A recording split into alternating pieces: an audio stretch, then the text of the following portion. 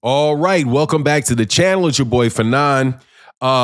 We have a big card coming up in April. I do believe it is next. It may be next week, huh? Or the week after, where we have Turkey Al-Sheikh putting on a card in New York City that will have Ryan Garcia, Devin Haney, and Teofimo Lopez on it. Got bad news for Devin Haney.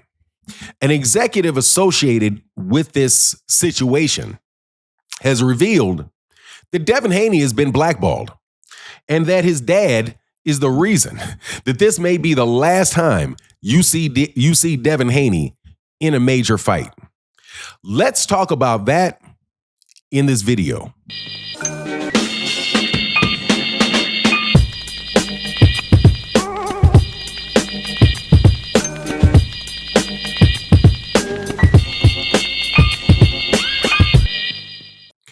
All right, welcome back to the channel. It's your boy Fanon, and in this video, we're going to be in the 100 who knows what weight division, because there's a bunch of guys that can't make up what weight division, can't make up their mind about what weight division they want to fight in. So we got this big card. Ryan Garcia, Devin Haney, and Teofimo Lopez are all going to be fighting on the same card. Ryan Garcia will be fighting Rolly Romero. Devin Haney will be fighting Jose Ramirez, and Teofimo Lopez will be fighting Arnold Barboza in Times Square in New York the first week of April. I have, because I want to be a better YouTube channel for you, actually play some calls and try to get a sense of what the situation is with Devin Haney and why Devin Haney really is on the undercard for Ryan Garcia, and just generally get thoughts from this person as an executive in the industry, to get their thoughts on kind of how all this stuff he thinks is going to play out. Not just from the who does he think is going to win each one of the fights, but where do you think these guys go from there? In the midst of that conversation, I got a really interesting response. They said, oh, I think Ryan Garcia is going to beat Rolly Romero. I think that Teofimo Lopez is going to have a really hard time with Arnold Barboza. I'm not quite sure how that's going to turn out. Devin Haney, he said it doesn't matter. He said with Devin Haney, it doesn't matter if he wins. It doesn't matter if he loses. It's still going to be the same outcome. Dude is going to get blackballed. Because I was asking what was going to happen with these fighters afterwards. So, Ryan Garcia obviously is going to be able to win, be able to do what he wants to do after that. Teofimo Lopez, who knows what's going to happen with him? He's scatterbrained, and he doesn't have a really good relationship with Bob Arum. So, who knows about him? But the person was very set on what was going to happen with Devin Haney. And what was going to happen with Devin Haney is absolutely nothing. They're going to wind his career down, is what they're going to do. And they said, this is what he said. It's not a person that he said he's going to do. He believes, he's talking about the industry, and the industry in general is going to wind down Devin Haney.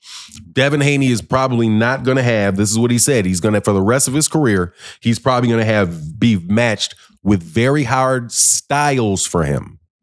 He said he wanted to distinguish between hard styles and top fighters. He said that Devin Haney to date has fought fighters that were good matches for him, that were highly ranked, right? Which meant that which is why people thought he was fighting the best, right? Always wanting to fight the best. However, there's another way that Devin could be taken, and they say that he's probably going to get taken, is now he's going to get put in with tough fighters that are bad styles for him. People specifically who have tough styles for him, because they want Devin Haney to lose, and they want Devin Haney out of their hair. And they said it's because of Bill Haney, and it is because of Devin Haney, and how absolutely difficult Bill Haney is to work with, how untrustworthy Bill Haney is to work with, how he has no loyalty whatsoever to anybody but himself, and that Devin's fighting style is not exciting. He's not the world beater that Bill Haney and that he was sold as, and that they're going to use his name for a couple more times to get a couple more fights on some fight cards. But he said, look, man, take very seriously that Devin Haney's on this undercard. Devin had nowhere else to go. Bob Arum doesn't want to work with him. Al Heyman does not want to work with him. Oscar De La Hoya does not want to work with him. Eddie Hearn barely wants to work with him. None of them want to work with him because they have never shown any loyalty whatsoever to anybody. But they also run around in the boxing world behind the scenes, causing all kind of drama for people with their endless marathon of videos dogging out anybody and everybody if they do not praise Lord Haney.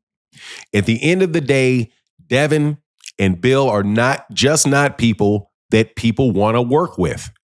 There are other people in the industry that people like to work with, and because they like to work with them, they keep fighting. They keep getting fights. They keep making money.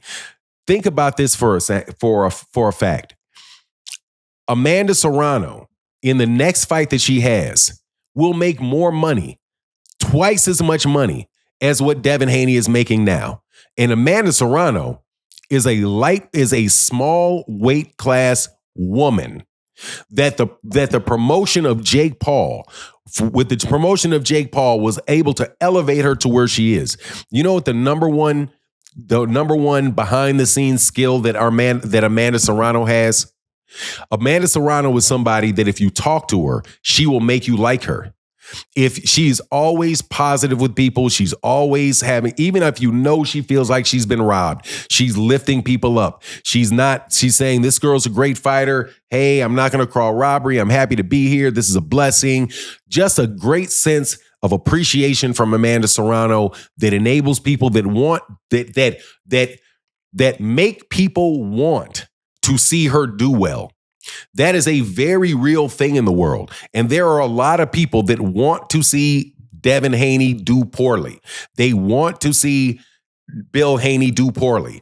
And I am not talking about people that are listening to or watching the fight and talking about, jabs and straights and hooks. I'm not talking about that. I'm talking about literally the decision makers who met him as a little kid or as a young man, 18, 19 years old, humble, father, always been a jackass, but, at least somewhat acting like he got some sense until they get a little bit and boom. So his answer was similar to what I thought it would be, because we had paid attention to the situation the entire time, that it's only a matter of time before Devin is bye-bye. And there is not going to be any Hall of Fame induction for him. There's not going to be a lot of that stuff for him because of the people that he has around him and the way that he handled himself and consistently handles himself. The worst of which being suing Oscar De La Hoya for battery or Ryan Garcia for battery, right? And then listen to the way Gabe Rosado talked to him. If you have not heard Gabe Rosado go off on Bill Haney, you should really, really listen to what he had to say about Bill Haney, man. It was crazy. But honestly, man, I don't think I've ever seen this type of implosion from somebody that was doing so well in the beginning, right? No. There are people called front runners who are doing a bunch of stuff to hold other people back, try to get themselves all the attention with every trick in the book. But guess what? If your talent don't pan out and you not everything that you say you are when you go that route, bro, you're going to be in the trash can before it's all over. And at the end of the day, Devin would have not earned anywhere near the money that he would have earned in his career if he and Bill had just known how to be decent people that respect other people and don't go out of their way to try to hurt and tear down other people just for the sake of uplifting themselves. Anyway, nobody ever will respect you, the house you built, if you have to go tear down somebody else's house to steal their wood and concrete to build your own. Nobody respects that. You're just a thief. And that's all Bill Haney has been doing and Devin Haney have been doing to Gervonta Davis and guys like Gary Russell Jr. from the beginning, being nothing but trying to sneak thief their reputation in some absolutely made up propagandistic campaign called I Want to Fight the Best. I'm chasing greatness. But at the same time, when it's time to fight Shakur Stevenson, all of a sudden, you're not chasing greatness no more when it was time to fight him. Anyway, that's my take on the matter. Please let me know what you think in the comment section. And with that, I'm out. Deuces.